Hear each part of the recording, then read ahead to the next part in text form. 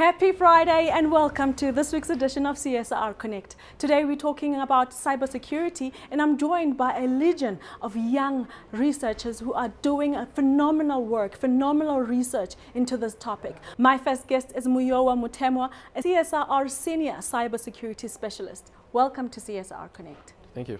What do hackers gain by getting access into my information? So the first thing that hackers want to gain is some sort of monetary value. There has to be some sort of monetary value, and sometimes it's not necessarily monetary value but value. So there is a reason why they do something, and the ultimate goal of that reason is money. What are some of the biggest network threats that are facing South Africa currently? Phishing is the biggest thing that we have at the moment. Malware is also the second one. The thing with phishing is people want to basically lure people to certain websites or to certain applications or certain systems, and once they're there, malware, which is malicious software, can then be installed on the particular person's device or something. They can use that information for something else, or they can use that device for something else. How do I protect myself from these threats? You need to know that if you didn't enter a competition, you didn't win anything. So a lot of the times we see SMSs flying around, you've won us. If you didn't enter, you didn't win anything. That's the first thing. The second thing is always make sure that the email is coming from the person who it's intended for. I have a simple rule in my life, which is if I have to transfer money to someone who sent me an email or an SMS, I make sure I call them to validate that it is the person I'm speaking to. Thank you very much for your time today, Muyowa. Thank you. CSR Acting RGL for Data Science, Dr. Bukosi Marivate, joins me right now to cover some of the topics discussed during the session. Welcome to CSR Connect. Thank you, Anna.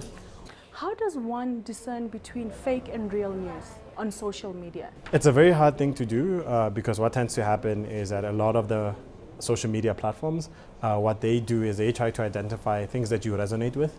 So it might be like, hey, you like this music group, and what they'll do is that they'll keep on giving you news about that music group. What tends to happen is that because now they're trying to keep you on the site for much longer so that they can show you adverts, then they might start showing you tabloid information about that music group, right? Because they know that, oh, you'll be like, oh, this is a very interesting thing. And it's an extreme piece of information and you'll stay within there. So in terms of fake news, that was just an exploitation of that phenomena that came out of the algorithms.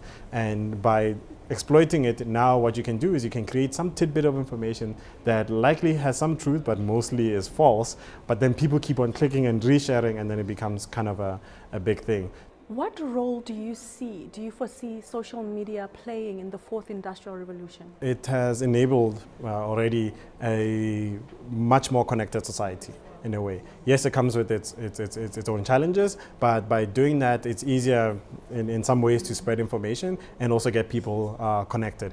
You can look at how people are using when they're taking online classes, they're also now connecting on social media platforms to be able to have their online study groups, for example. So if you're looking at the fourth industrial revolution, one of the things that will be happening is that there'll be this higher skill levels required. People will be going either retraining or working in these new industries, and social media will always be there, and it will also maybe be one of the drivers to actually get people to move into the skill sets that are required for the fourth industrial revolution.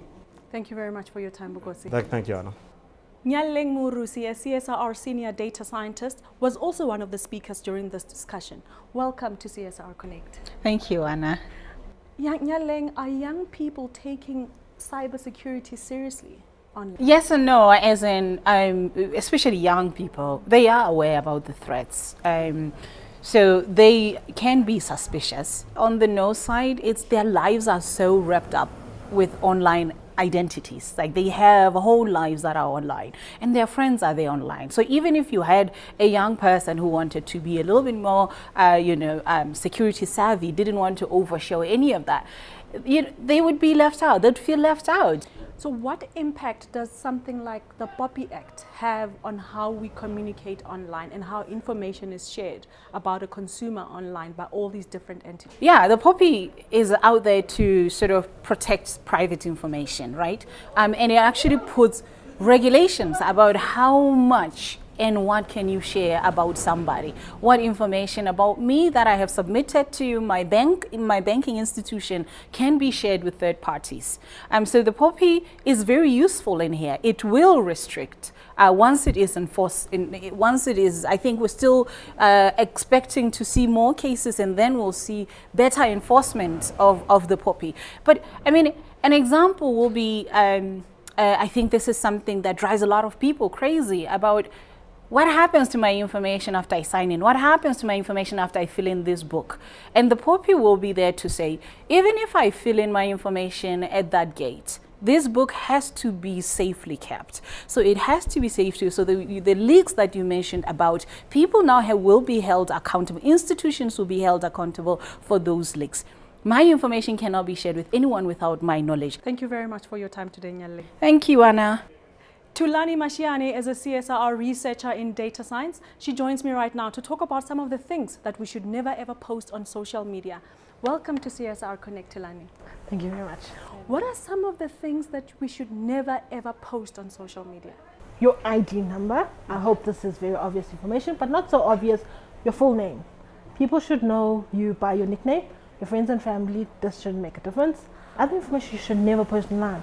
Any information that can help a hacker find you, such as your location.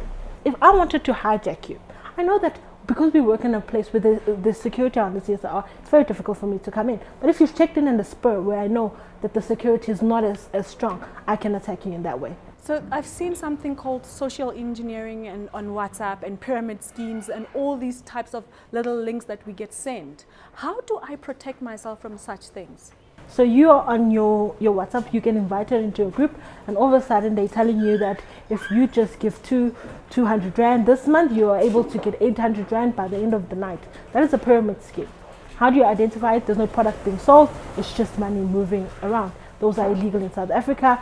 Remove yourself from the group immediately. If you're an administrator of a WhatsApp group, you are liable for what's being spoken. Not you are liable for what you have spoken, but what is being spoken. So if somebody in that group says something and it goes to a point where legal action is taken against them, you are liable because you are an admin of that WhatsApp group. So be careful about that as well. Thank you very much for your time today, Tulani. Thank you very much. And that's how we conclude this week's edition of CSR Connect. Thank you for watching.